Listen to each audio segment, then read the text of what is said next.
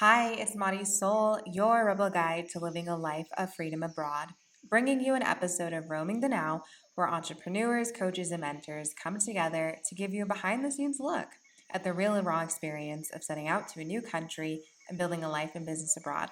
If you're curious about your unique personality while living abroad, take the Living Abroad Persona quiz at quiz.connectwithmarisol.com to discover your unique living abroad persona type. Make sure to like and subscribe to Roaming the Now. Enjoy! Hello, and welcome to Roaming the Now. This is your host, Marisol. And joining us today, we have Dena Barrie, who is tuning in from the UK. Hey, how are you? I'm doing good. I'm really excited to have you here, and I'm really excited for today's conversation because I feel like it is really, really important. Before we dive into that, though, I would love for you to share a little bit more about who you are, where are you located, and where are you originally from? Great. So I am Dena Barrie. I'm originally from Denver, Colorado, but I've moved around the US quite a bit. I lived in five different cities in the US. And then about 12 years ago, my husband came home one day and asked if I wanted to move to Germany for his job. And we kind of took the plunge and moved our family overseas. So that was where we were. We stayed 12 years, and now I'm based in London. And I've been here about a month. How exciting. I remember when we first connected, you were like, I'm getting ready to move to London. Exactly, exactly. I think I was in the car getting things together. Yes, and so Yeah, exciting. Like a month later, here you are, here new we are, new country, right? New country, new vibe. completely. This is And exciting. it's funny because you think that, because they speak English, it's gonna be easy. Not the case, not at all.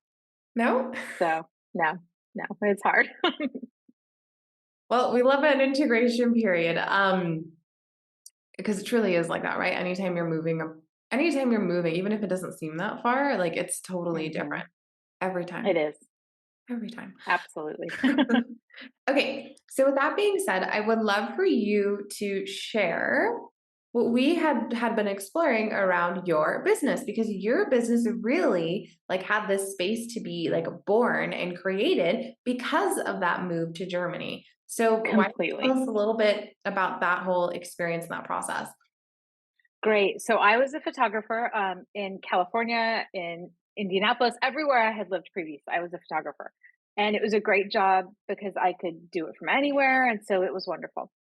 I moved to Germany, and I did it a little bit, but it wasn't, there were plenty of German photographers, and so I really thought it's gonna be a time for me, and I'm gonna take classes, and I'm gonna do my own thing. So I started looking into classes, and there were no classes in English, and I hadn't quite learned German enough to start integrating into the class side, start taking classes and diving into that. So I really didn't know what to do with myself, and I got together with some women, and we were just taking pictures, and one of my friends says, "I want you to teach me how to use my camera."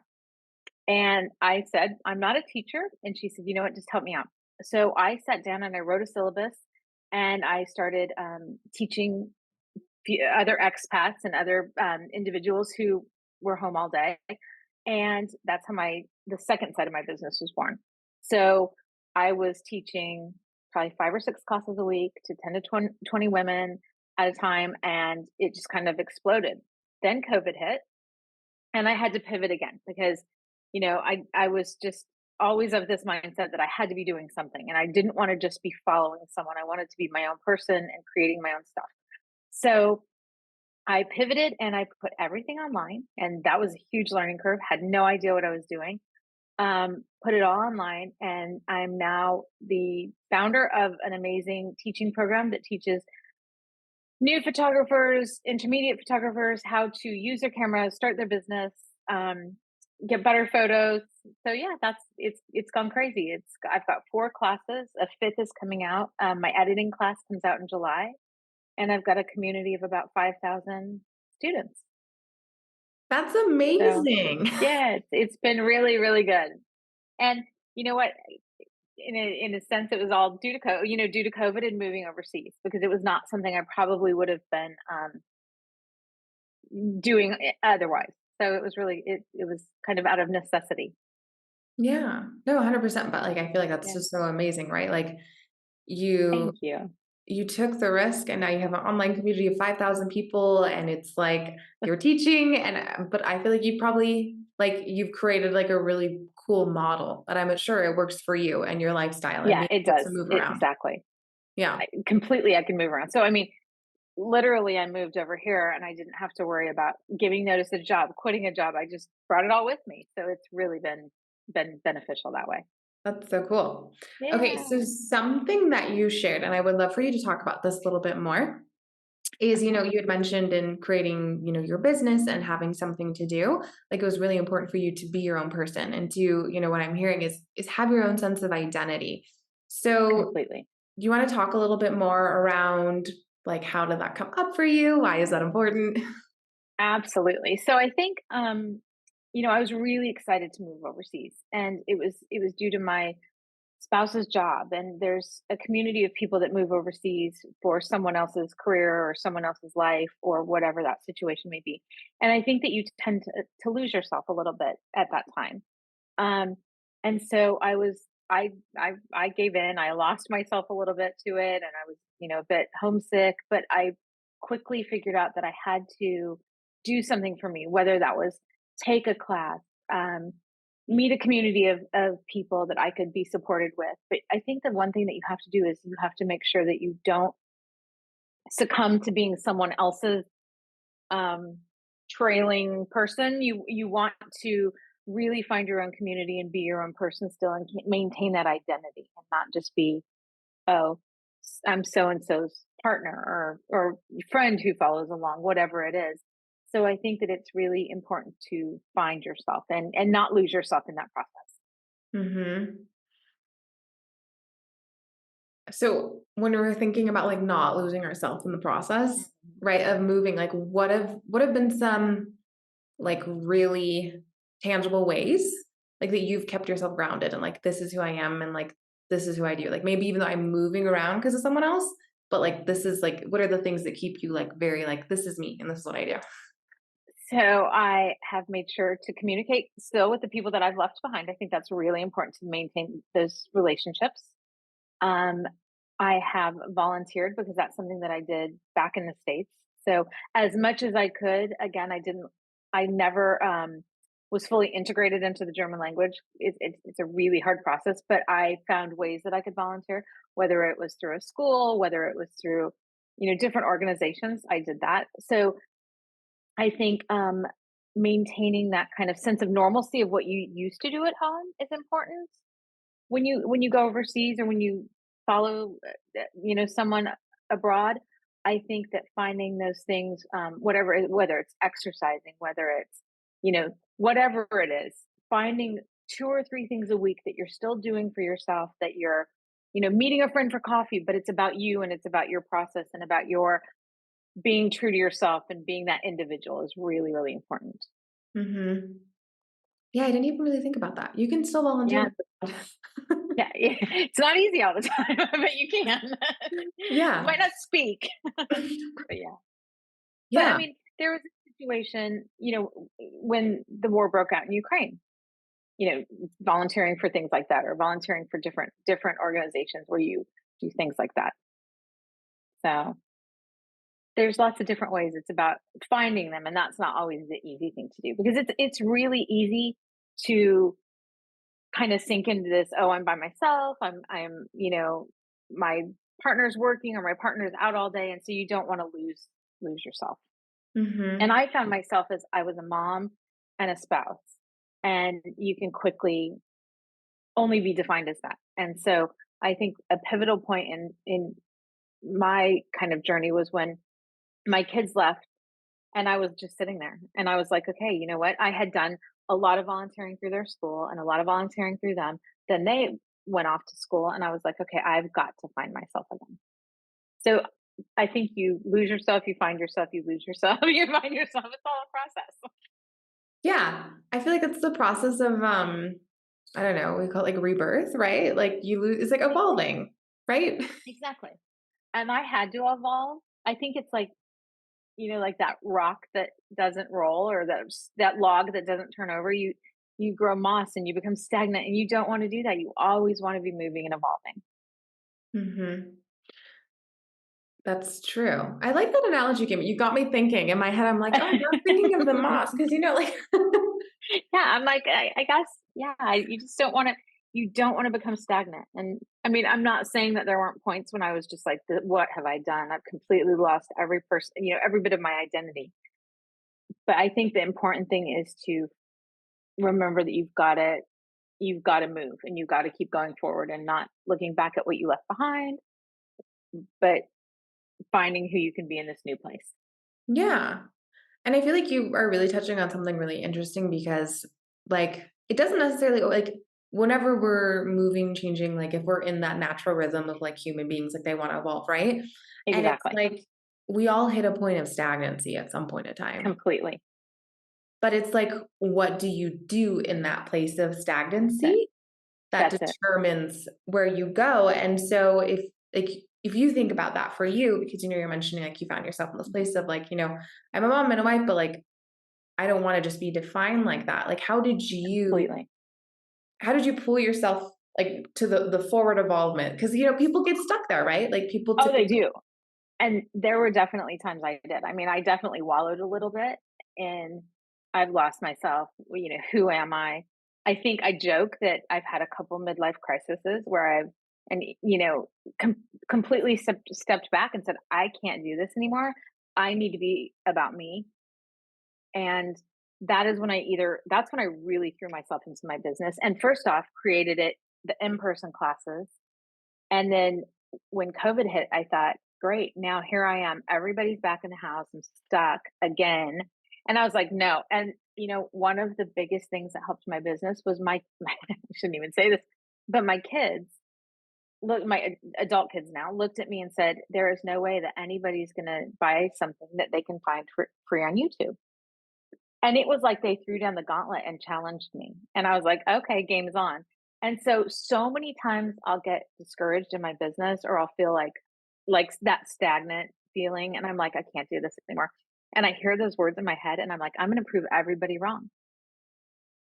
So I always kind of found that little challenge, I think, whether it was okay, I'm going to run a half marathon or I'm going to volunteer this many hours. I would kind of set challenges for myself so that I wouldn't get stuck for too long. Mhm. And Yeah. I also had a really great support system that would say, "Okay, you're getting stuck for too long. Get out of it." Okay. Very valid, very valid, yeah. It is good to right, it's good to have a support system. It's also good to have that awareness, but also that's interesting that your kids said that too. They're like, "No one's gonna buy something you can find on YouTube." Right? But But I feel like this exactly. actually puts us to a really point of like interesting conversation, right? Because like there are a lot of like how to's and stuff on YouTube, but I guess like if like from you and you finding your way of selling it and creating that community and creating like you have a loyal audience, right? Like they want to learn Yep. from you, they want to ask you questions. Like we're gonna kind of switch this, but how did you find your differentiating factor, right? Like how did you channel that I'm gonna prove you wrong and actually prove them wrong into creating this really like awesome, thriving online community? That's a great question. So, I mean, there's so many online classes. There really are, and you can take a class in anything online. I think I think being approachable and breaking it down in a really easy to understand way. There's, a camera is a complex tool, and breaking it down. So many people buy it and think I'm going to be a great photographer. I've got a really expensive camera. I can go out and I can do this professionally. They take a few photos and they're like, oh, wow, these are not good. So breaking it down in a way that people understand and being approachable and being supportive to people who, you know, who want to learn. And I think that's really it is just kind of being there to understand that they're frustrated, being there to say it in a way that makes sense to them and creating that step-by-step program. So bringing simplicity to the process. I love it. Exactly. Pretty much. That's it. Yeah.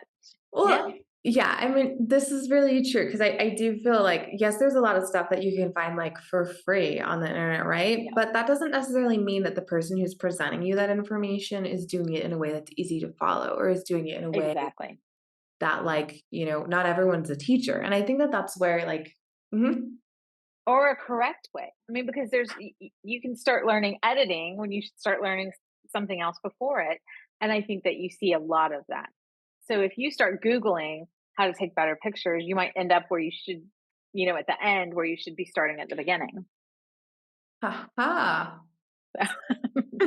Okay, so this is the secret sauce. Starting off with the foundations, really starting off with the Correct. basics, and Yep. then building off from there. Which, Exactly.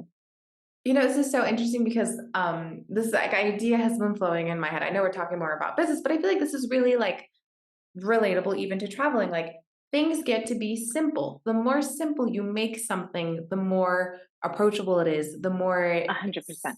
it's easy to experiment with, right? And A so 100%. if we even think about this for traveling, right? Or even just moving abroad, like in our head, I feel like we kind of overcomplicate things, right? Like Completely. We do. I think we do. 100%. we Yep. completely overcomplicate things. And then when we get to the place that we're going to be moving to, right? Like probably, your move, right? Yep. I'm sure going through that, I have the movers, I have the this, I have the that. You Oh, probably, it was so stressful. exactly. And you get here and you're like, okay, that wasn't that bad.